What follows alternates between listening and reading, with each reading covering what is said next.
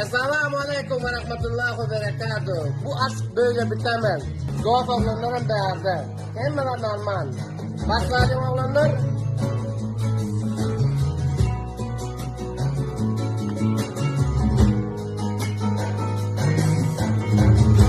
Bu aşk böyle bitemez.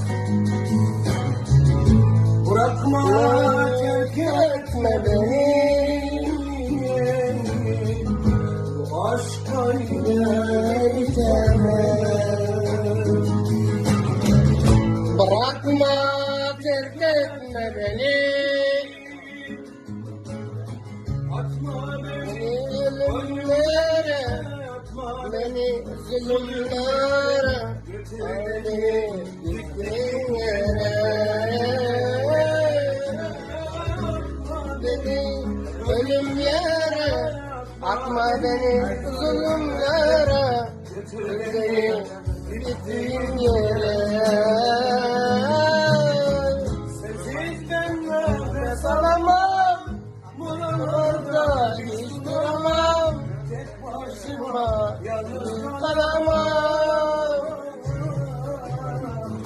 Senin kokunu özlüyorum, hep yanımda gözlerim, götür beni gittiğin yere. Atma beni ölümlere, atma beni zulümlere, beni gittiğin yere. Senin kokunu özlüyorum, hep yanımda gözlerim, götür beni gittiğin yere.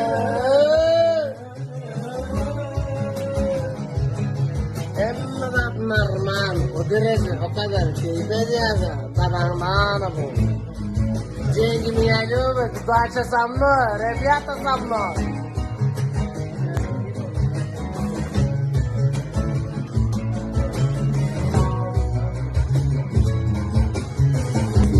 Aşkımda beni yaşatan,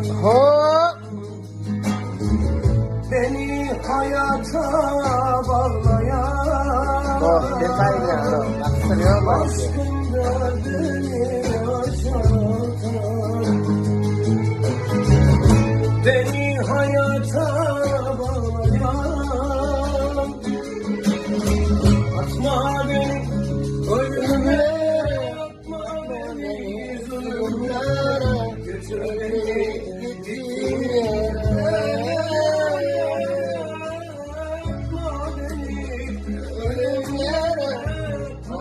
Beni zulümlere, götür beni gittiğin yere. Sensiz ben nefes alamam, buralarda hiç duramam, tek başıma yalnız kalamam. Senin kokunu özlerim, hep yollarını gözlerim, götür beni gittiğin yere.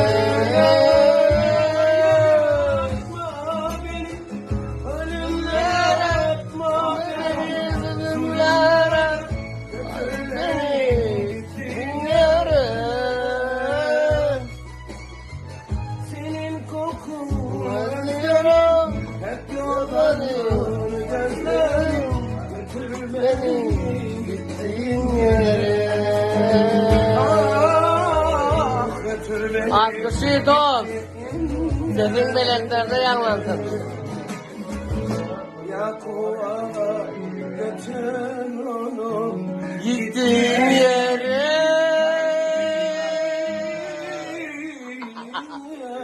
Hayırdır oğlum?